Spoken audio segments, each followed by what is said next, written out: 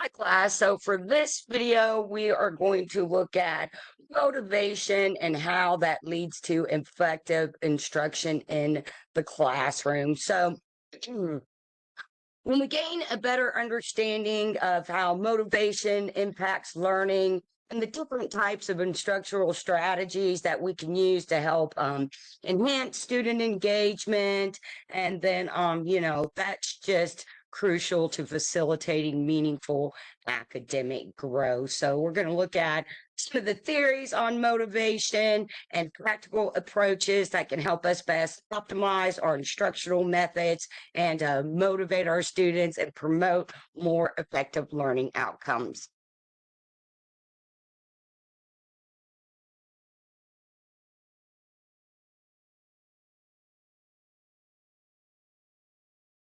All right, so let's start with the definition of motivation. So, motivation is the psychological state or process that drives individuals to take action, persevere, and achieve goals. It is characterized by a combination of internal desires, values, needs, and external factors that influence individuals' behavior and performance.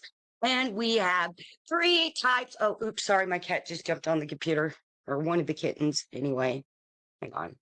So there are three types of motivation. We have intricate, extricate, excuse me, intrinsic, extrinsic, and then a motivation. So, intrinsic motivation is the drive or the desire to engage in a behavior or activity for personal satisfaction or enjoyment or fulfillment rather than getting some kind of external reward or incentive, like we see with extrinsic motivation. So, extrinsic is the one that comes from outside forces. Oh, all right, we'll talk about that. Let's keep going with the intrinsic there.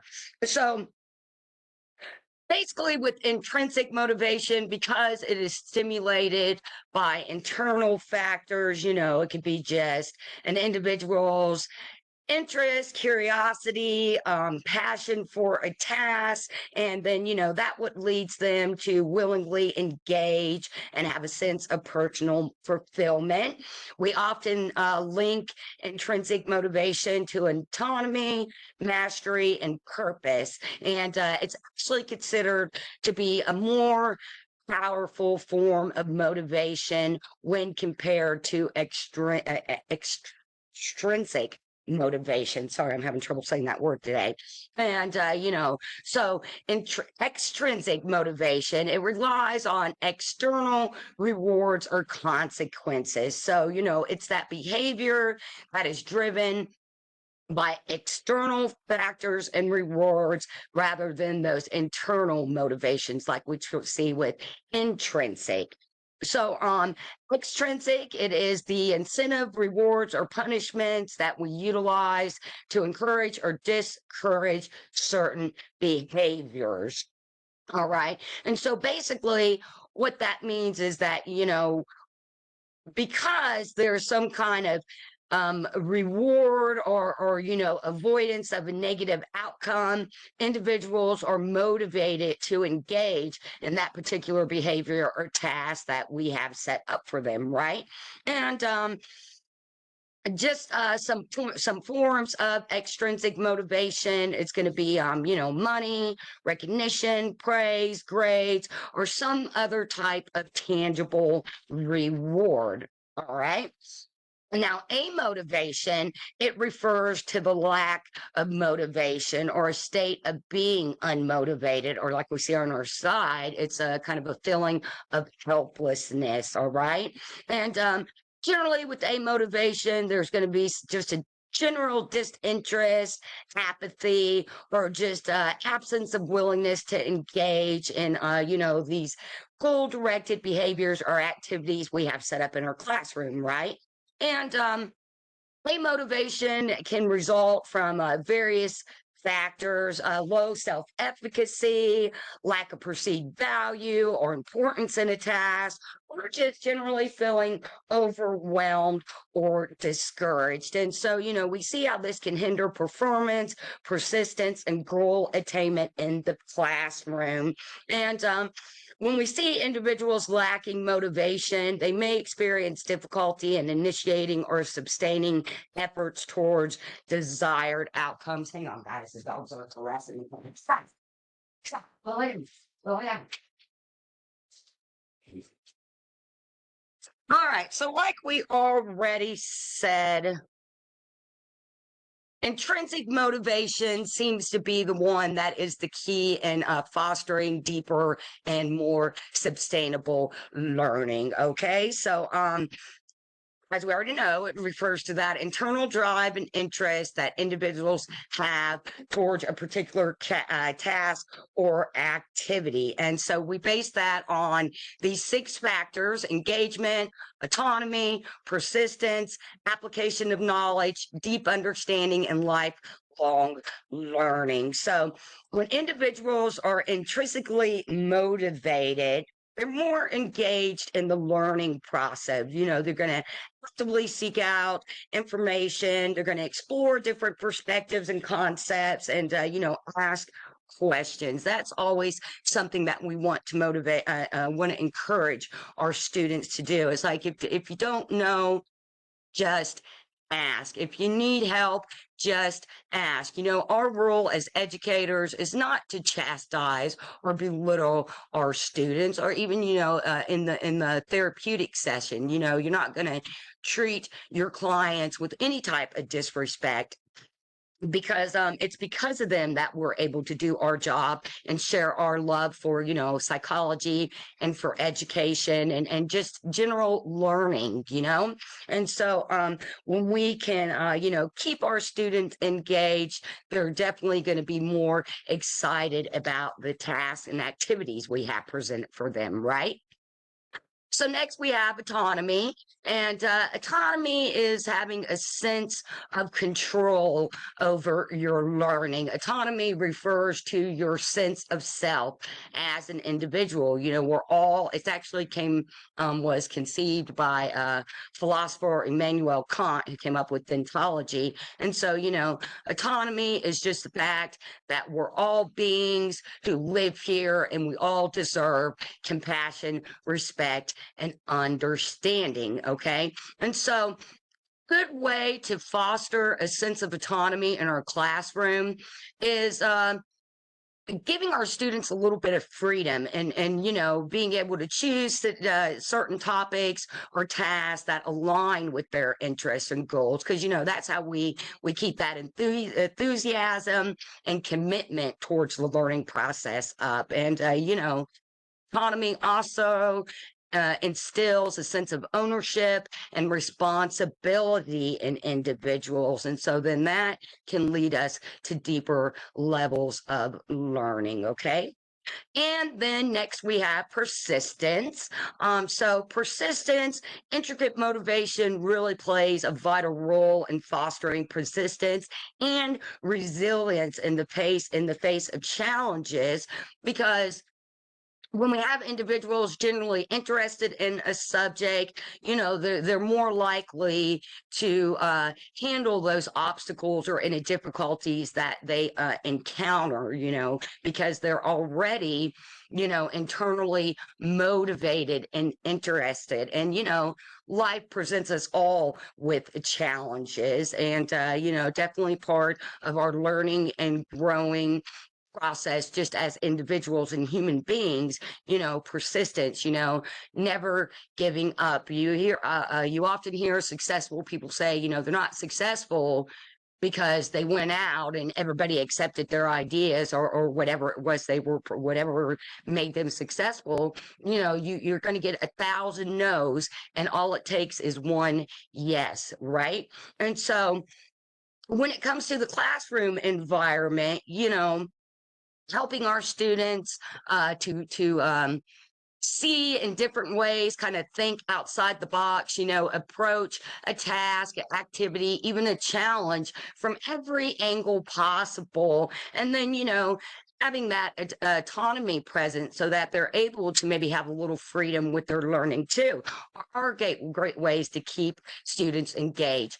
Whether I'm teaching my history classes, my philosophy classes, anthropology, I teach American government, Latin American government, or my psychology classes, always try to encourage my students to, write their papers, write your discussion topics on something that applies to your life and especially to your career. Because as you guys see, as we go along in our academic careers and development and or learning, the higher you get up in the levels, masters and PhD, you're going to use information and research that you've already done. And trust me, you don't want to get to the PhD level and have nothing to go off of, so you got this great topic, but you've done no research on it over the years. If you try to do a little bit of research on whatever that is that whatever that topic objective is,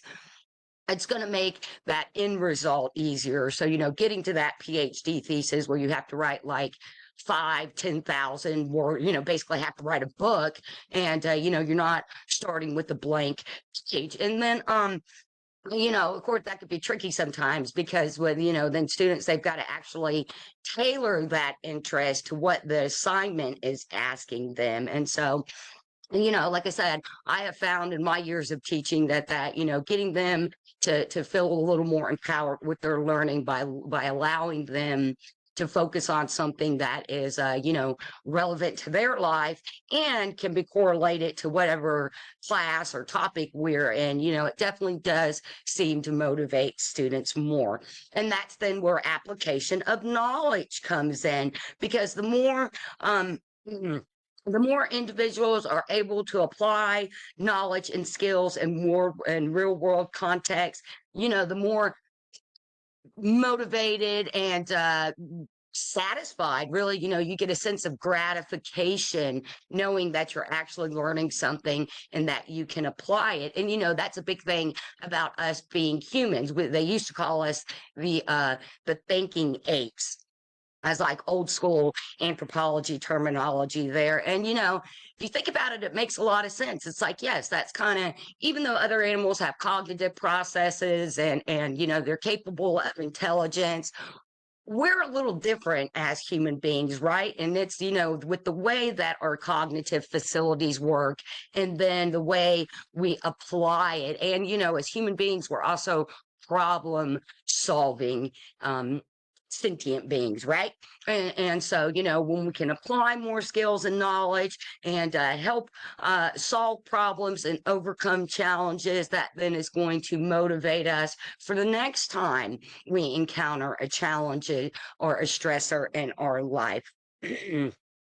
And then to go along with that, deep understanding and lifelong learning. So with intrinsic motivation, we are fostering that love of learning and to, and fostering and encouraging our students to go beyond just that surface level memorization, really. Because think about it, a lot of classes you take, that's really all you're doing. You're just memorizing things, especially we seem to always have a lot of dual enrollment students. So, you guys still in high school really understand what I'm talking about, because elementary school, high school learning is very much more just about memorization. And then you start getting into college, and that's really where your professors start challenging you to develop more of your own sense of critical thinking and creativity. Because, once again, creativity is a part of that autonomy. It's a part of that application and of, fostering that deeper understanding and a desire to keep learning. And, I do believe that life is a learning and growing process. And they, this saying, oh, you can't teach old dogs new tricks. Or I have students that will are returning to school after maybe 20, 30 years because they did the typical like got married at a young age, had kids, and so now the kids have grown and are out of the house and starting their own family. So they feel like they have time to focus on themselves again, and they want, and they have that intrinsic motivation to better their lives, and so they come back into school, and a lot of times they'll be apprehensive because they're like, oh, the environment is so totally different, especially doing it online. We didn't quite have that option 20 years ago. It's hard to really imagine. Uh, the first online class I had was, I think, 1998 or 97 to 99, somewhere in between that time. And the class was you just went to the basement in the library and everybody fought over one computer that you took tests on. And I think we had like 3 live class meetings to get a chance to speak to the professor. But I'm like, it actually, I find it very humorous looking back because I'm like, the online environment has really changed since then. And so, it can seem daunting and intimidating. And also to add to this too, we talk a lot about learning disabilities in our educational psychology class, right? Because those are challenges as educators, as psychologists, that we have to learn how to be flexible and adaptable so that we are engaging all of our student body and we're paying attention to that autonomy. So the more um the more that we can foster critical deeper and sustainable learning, it just promotes these points that we just talked about here. All right. And then next, we're going to talk about some theories of motivation and then how that applies to the classroom. So we have self-determination theory, we have expectancy value theory, goal orientation theory, social cognitive theory, and then achievement goal theory. So self-determination theory is that focuses on factors that influence human motivation. So, it's kind of like when we're talking about Maslow and his hierarchy of needs. It's like, what are those basic psychological needs that we're getting out of learning, right? So, what are those psychological needs that are prompting our motivation? So, with any being,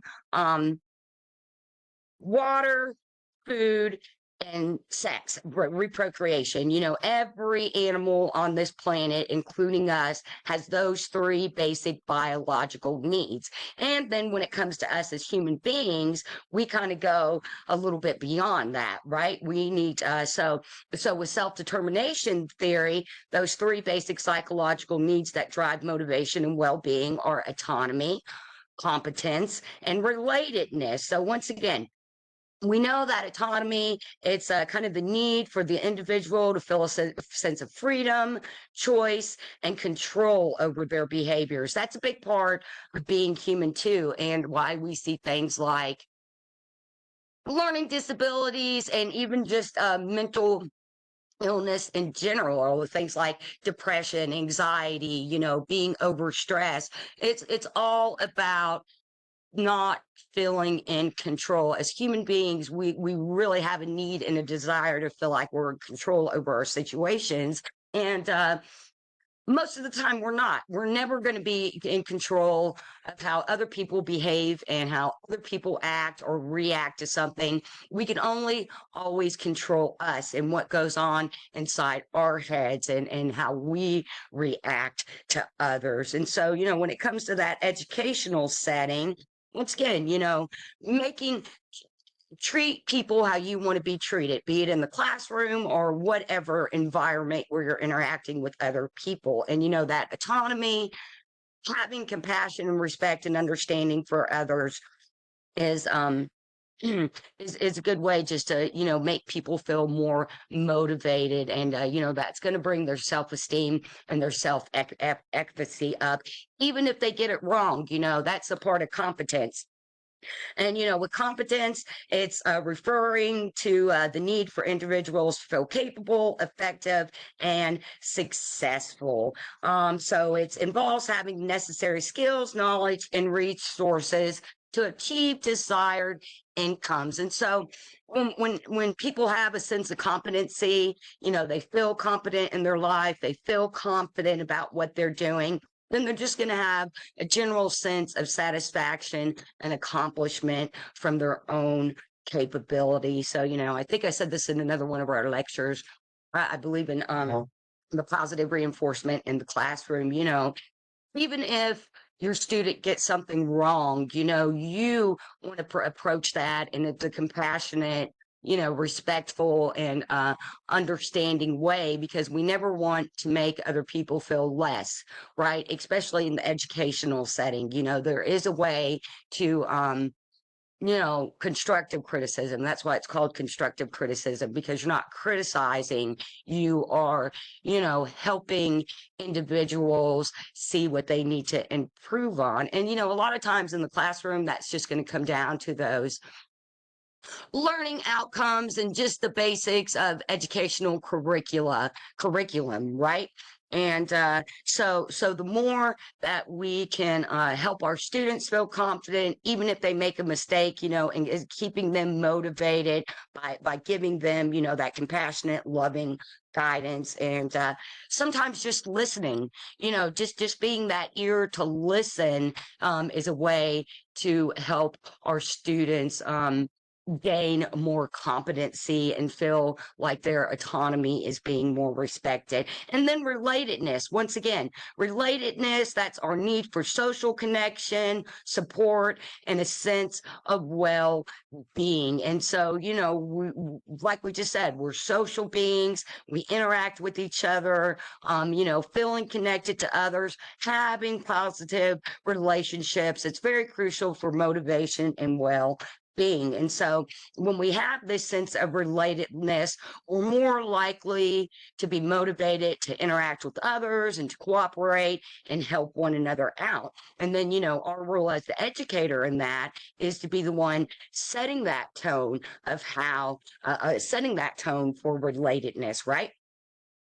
And so what we see is that, so these three factors, they form that basis of self-determination theory, contributing to a person's overall motivation and well-being. And the more we can understand and address these needs, the more we can support our individual students or therapists, whatever it is, clients, and, finding those intrinsic motivations, fostering more positive behavior. And generally, that's just going to help enhance our overall psychological fulfillment, as in the fulfillment of those basic needs, right? All right. So next we have expectancy value theory. All right. So basically, expectancy value theory. It's a cognitive motivational theory that suggests that individuals are motivated to engage in activity based on their expectations of success and the value they place on the outcome of those activities. And so with expectancy value theory, expectancy and value are the key parts of it. All right. So expectancy, that is our belief in our ability to successfully complete a task or achieve a desired outcome. The higher that expectancy, I'm so sorry guys, I can't say that word today, expectancy is, the more likely our students are going to be, the higher their expectations, the more likely they're going to be motivated and engaged in an activity. So for example, if students are good at math, or let's just say, then they're going to have an expectancy of getting good grades in that particular subject, and they're going to be a little more motivated to study and complete assignments on that subject. All right. And then value refers to the importance or significance an individual places on the outcome of the outcome of the activity or task at hand, right? And so the more value that is placed on that activity, the more motivated students will be to engage in such activity. So when it goes back to what I was saying earlier. The more we can relate things to the real world, we can help get our students to have a little freedom with how they go about writing their papers or finding topics for their papers, or even coming up with a new way to do any type of activity. The more motivated they'll be, and the more they'll want to invest time and effort into whatever that particular subject or theory is. And then when it comes to the impact of expectancy value theory on a student motivation, it's very significant. All right, because it's once again, it's fostering self-efficacy and self-esteem. We're helping students feel to believe more in themselves and to believe that they are capable of success. And that's by it's going to make them feel like they're more capable of overcoming challenges. Constructive feedback is going to be more important, and it's going to lead to more opportunities for success. And as educators, we can enhance that value of learning by helping students understand the relevancy and practical application of the knowledge and skills that they are acquiring. And that's where we sometimes have to be not just more critical, but more creative in our thinking, and more creative and how we go about explaining or designing certain activities and things that we want our students to do, so that they reach their those goals, those educational outcomes and curriculum. That's that basically like bureaucratic stuff that's part of the educational system. Like taking those tests and getting good grades on it. The more creative we can be with making the learning environment fun, and then the more it is going to motivate our students. And then, once again, being flexible, being able to adapt, to accommodate different needs and different personalities, it's just going to create more motivation. Next, we have goal orientation theory, and the main we'll say the key points with that are mastery goals versus performance goals. Okay.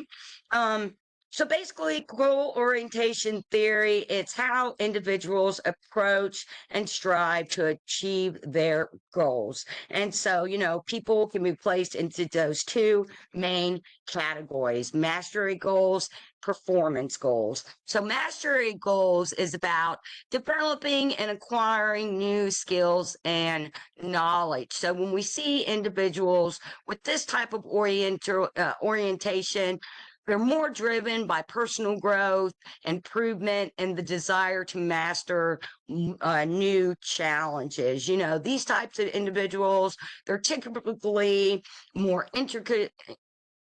intrinsically motivated, and they prioritize learning and understanding over external validation or competition. And success for mastery orientated individuals is defined by their progress and the effort that they put into their endeavors. Okay. Performance goals, on the other hand, they're more about achieving specific outcomes or standards of excellence. So when we see individuals with this type of orientation, they're more concerned about that final result. They're, a little obsessed with comparisons to others, and they like to receive that external recognition or rewards for their performance. So with performance goals, individuals, they're really intrinsically motivated, and they prioritize outperforming others. Whatever. Or meeting predefined benchmark. So success for performance-oriented individuals is defined by reaching or surpassing their desired income. And it's important to note here that just because we have these two categories, once again, individuals, we're all unique, right? We all have our own special gifts to give to society. And a lot of times you're going to see a combination of both mastery and performance goal. But typically one's going to be a little more dominated than the other. And the goal orientation, it's going to vary across different contexts and situations. The kitty cat's alone. The kitty cat's alone. Come over here and lie down.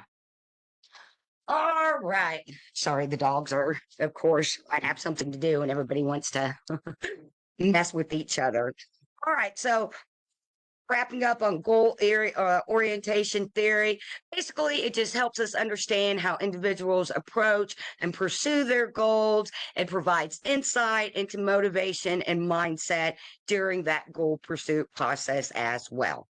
All right. So next we have social cognitive theory, and the key terms there are self-efficacy and the power of modeling, and the role that they play in motivation. And so basically, when it comes to social cognitive theory, those factors that are affecting motivation are those two main ones, internal and external. So those internal, the intrinsic factors are going to be personal characteristics, needs that drive an individual's motivation.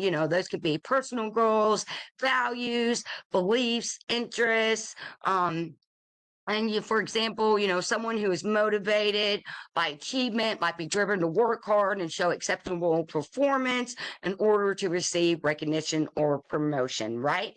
And then when it comes to those extrinsic factors, those are those external influences that impact our motivation, and rewards, punishment, job security, working conditions, and the level of support or feedback received are all going to be types of motivation. And when you can see that in business or a kind of an employment setting, right? Be a little organizational psychology there, is that employees, they're going to feel more motivated by financial incentives and by having a supportive and encouraging work environment. And then we also know that motivation is affected by our levels of self-confidence, previous experiences and success, the way we perceive the task, and really if we perceive the task as being difficult or not difficult, and then the presence of those extrinsic motivators. And motivation, it's really a complex concept, and it is going to vary from person to person. So the more we understand what these theories are telling us about motivation and about human behavior, like I said, once again, the more then it motivates us as the instructors to set that positive and productive tone for our classroom, so that we're able to provide our students with the motivation to be successful in their learning. All right. And so the social cognitive theory, it was developed by Albert Bandura, and it really emphasizes the role of social interactions, cognitive processes, and observational learning in human behavior. And so basically, the theory posits that individuals acquire knowledge, attitudes, and behaviors through the observation of others, especially those that they perceive as credible and competent. And then so that's that modeling part. We're going, as humans, we kind of like to mimic and copy each other for the most part. Dogs. Oh, come here. Stop. No, stop. And so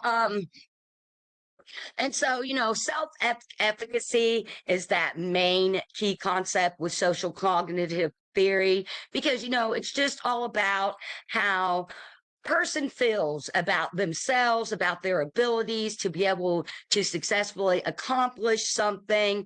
And so self-efficacy plays a crucial role in the motivation and achievement because individuals are more likely to engage in activities or set challenging goals when they possess a high level of self-efficacy. And so, the downside is when we see low self-efficacy, that's when we're going to see more a motivation and reluctance to take on new challenges. So that's why the modeling, the being not belittling our students, being encouraging and setting that positive and productive tone in the classroom is the way that we can increase motivation. And then, that's going to help increase our students' of sense of self efficacy. All right. And then, a little bit more about modeling is about observing, learning, and shaping those behaviors and providing some sorts of stimulus for motivation. And and so when we observe others performing a behavior successfully and being rewarded for it, that's going to enhance our self-efficacy and increase our motivation to engage in that particular behavior, that particular class or subject or assignment for the day, whatever it is, right? But on the negative side of that, when we see negative outcomes or unsuccessful attempts by others, it can lower our self-efficacy and discourage individuals from trying that behavior themselves. And so, that's why we always want to, motivate in those positive and productive ways. And so, in conclusion, with social cognitive theory, it's all about that individual's belief about their own abilities and how that influences their motivation and behavior. And, the key point there is how powerful observing other is important in terms of success and consequences. All right.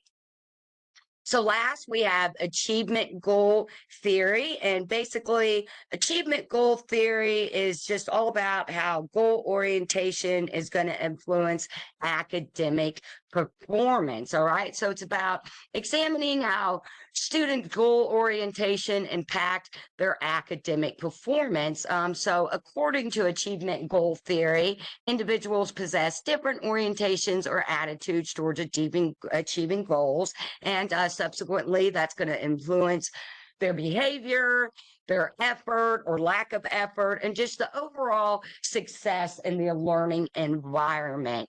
And so with achievement goal theory, we see mastery goals and performance goals, just like with goal orientation theory. And so with mastery goals under achievement goal theory, we are looking more at developing more competency, understanding new concepts, and improving skills. Okay, so the focus is on personal development and the acquisition of knowledge. And so on the other side of that, students with performance goal orientation want to demonstrate their ability, outperform others, and receive positive evaluations or rewards. And those individuals tend to focus more on obtaining higher grades or outshining their peers. Now, when it comes to mastery goal orientation, often students are going to exhibit positive academic outcomes. And so they're more likely to engage in deep learning strategies, some more elaborate and critical thinking. However, though, they tend to have a deeper understanding of the subject matter and are more likely to perform well, where on the other hand, students with a performance goal orientation may be more interested in achieving good grades, but they have more shallow learning strategies, such as something like just using memorization, so they're not really mastering the subject, but they're just getting the A's so that they can get the A's for the class is basically what that says. So And so their understanding of the materials and their retention of the materials is probably going to be a little poorer than the mastery goal students, even if their grades are higher. Because you see the difference there, they're just more focused on that final grade, on getting that A for the class. Whereas with mastery, you have somebody who has a general knowledge and love for learning. And I'll tell you guys, just because someone makes an A in a class, it does not necessarily mean that they're a good student. I know we all want to make A's and strive for that, but I have had students that make C's or even D's, and they're great students. They're great people. It's just, they're just, sometimes you have students that just aren't going to quite get it and not going to be able to get to that A level. And that's perfectly okay. Once again, that's where we need to be flexible and compassionate and understanding. Like I said, I've had C students that were really good, but it's just, things here or there they struggled with. And a lot of times too, maybe they just did not reach out to me to be able to get the feedback or more encouragement that they needed that could have helped their grade get higher. And then sometimes, especially with college students, we're all busy trying to do school, work, families, whatever. Maybe some of you guys like me have animals you have to take care of too. And so depending on what's going on in our life, that can affect the grades that we get. So, I guess the moral of that story is don't value your students based on whatever that letter grade is. Go back to that self-determination theory and think about that autonomy and the competency and the relatedness, because a lot of times there too, that's where you could see more creativity on our part, and then encouraging that in our students, because not everybody learns the same way. And when we're flexible with the way we present information, it's able, then we're able to appeal to a wider audience. And so just like with goal orientation theory, with achievement goal theory, you'll see that most students are going to have a combination of both of these. And, the students that do have a combination are usually termed as having a performance approach or performance avoidance goal orientation. So with the performance approach goal orientation, they're focusing on outperforming others to receive that positive evaluation, whereas students with performance avoidance goal orientations, they're going to want to avoid performing worse than their peers. They don't want that negative evaluation or negative criticism. So overall, achievement goal theory highlights the significance of goal orientations in academic performance. Okay. And so as educators, we can use this theory to help develop strategies that encourage mastery goal orientation, fosters a deeper understanding and interest in learning. And, that's going to cause our student, create more motivation on our students rather than just solely focusing on those performance related goals.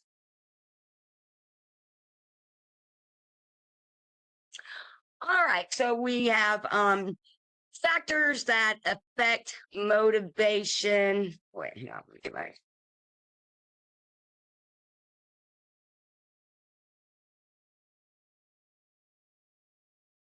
Hang on, guys. Now I've lost some of my notes. All these crazy animals running around. Like ran off with my stuff. Basically, we go back to the factors that affect our motivation are going to be they're internal and external. That's really something that's never going to change. Hang on, guys. Let me see if I can. I prefer to have my notes while I'm talking about this, but it doesn't look like it's going to happen. Okay. So, setting clear goals, having effective feedback, making sure that we're adapting, and we're flexible in the way that we present our information. These are all ways that we're going to encourage our students to develop more love for learning and to help them be more successful. All right. And then when it comes to enhancing motivation and how that leads to effective instruction in our classroom. So, of course, we always want to create that positive and supportive classroom environment, establish those clear expectations and standards, encourage autonomy and choice, provide constructive feedback, and recognize achievement. So, all three of those are good ways to create that positive and supportive classroom environment. Next, emphasize the relevance and value of the content being taught. So, we do that by linking the learning objectives to the real life situations and by incorporating students' interests and identities into lesson. And then, that's going to help foster a growth mindset and help self-efficacy go up, right? So, how do we foster those growth mindsets and help build more self efficacy and self esteem in our students? Encouraging our students to embrace challenges and view failures as learning opportunities. And, that's something that we could all take to lesson in our lives, right? Just because as humans, we make mistakes. There are, stressors exist in life because of how society is set up. And, it's okay to be wrong sometimes. Nobody gets it right 100% of the time. The key to that, though, is to, if you get knocked down, you get back up. You have to learn from those mistakes. And I think that, it's the challenges, it's the stress, that we encounter in life and kind of some of those flip ups that we make in life are really when life is teaching us good lessons and preparing us for encountering those types of things in the future, right? And it all comes down to mindset. And an environment too, because we're talking about this in the context of our classrooms. And so, having that positive, productive, and encouraging environment is just going to help, promote more of the students' belief in themselves and their ability to persevere and be successful. Okay. So next, another characteristic of effective instruction is designing our tasks, our activities in class so that they're meaningful and they promote active learning. So, engaging students and problem solving activities, critical thinking activities. Once again, I would, I think critical thinking and creative thinking, they're both the same thing, in my opinion. A lot of time we hear the word creativity and we think it applies to having a specific skill, like, oh, you can play the guitar, or maybe you're a rocket scientist, or paint, or write books, whatever it is. Yes, that's a part of being creative too, but just in our own brains and how we think about and how we view situations, and sometimes the way we have to go about reacting to others, or not reacting to others.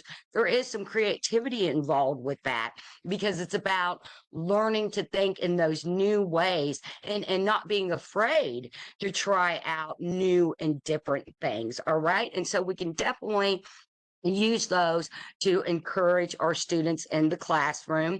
And then, because we're social creatures, collaboration and peer interactions are a great way to help keep our student body motivated and engaged in the learning process. And I see that when I teach my live classes.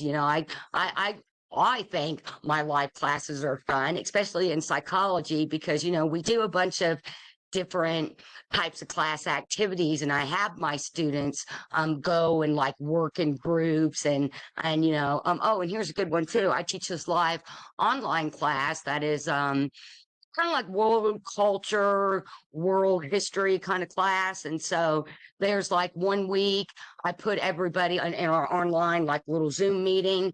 I'll break them out and put them in groups, and so they have to talk about like the early explorers. And so I'll have one group that are like the slaves and the slaveholders, and then another group say they're going to be the Indians, and then another group is going to be the Spanish, and then the French. And so they each get to talk, and then I have specific questions. I ask them about, the history, and then, what role their group played in it. So, those are good ways. We'll do things in psychology class. I'll have students like act out different scenarios, and just, anything like that you can do just to make the environment more fun is definitely going to have your students more motivated to want to come to your class.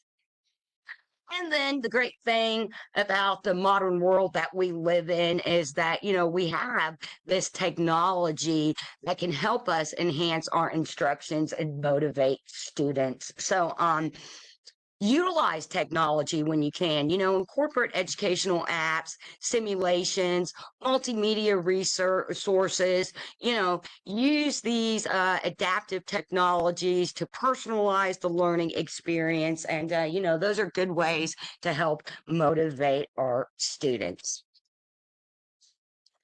All right. And so when it comes to assessing and monitoring our students' motivation, we have 4 different ways that we do that. Okay. Formative assessment.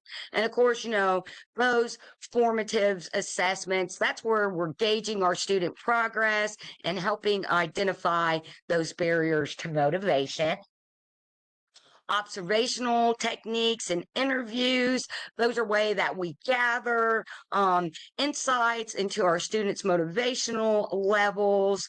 Motivational surveys and self-reports are, ways to help get that actual one-on-one feedback from our students, about how they think and perceive motivation.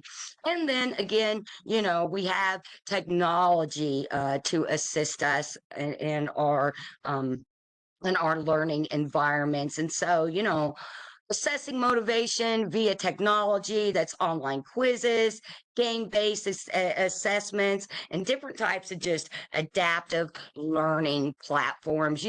I'm of the I'm of the mindset that, well, we never stop learning. There's never there's not any, there's never, oh, how do I want to say this? So we never, life is a learning and growing process. We never stop learning. We should never stop asking questions.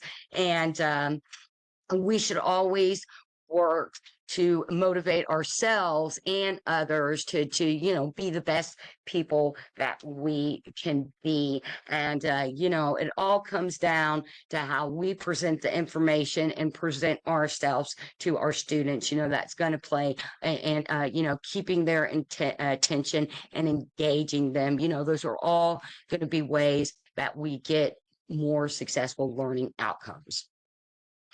All right, guys. So, like we said, motivation is the key to effective instruction. It includes setting achievable goals, providing, constructive, valuable feedback, playing around with different resources. Oh, that was the other one I was going to say.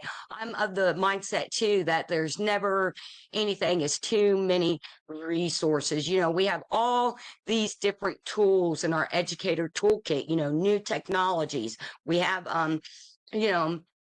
videos, documentaries, interviews, different multimedia resources, different articles and different books, and, different strategies on how to do things in the classroom. And I say, use them all.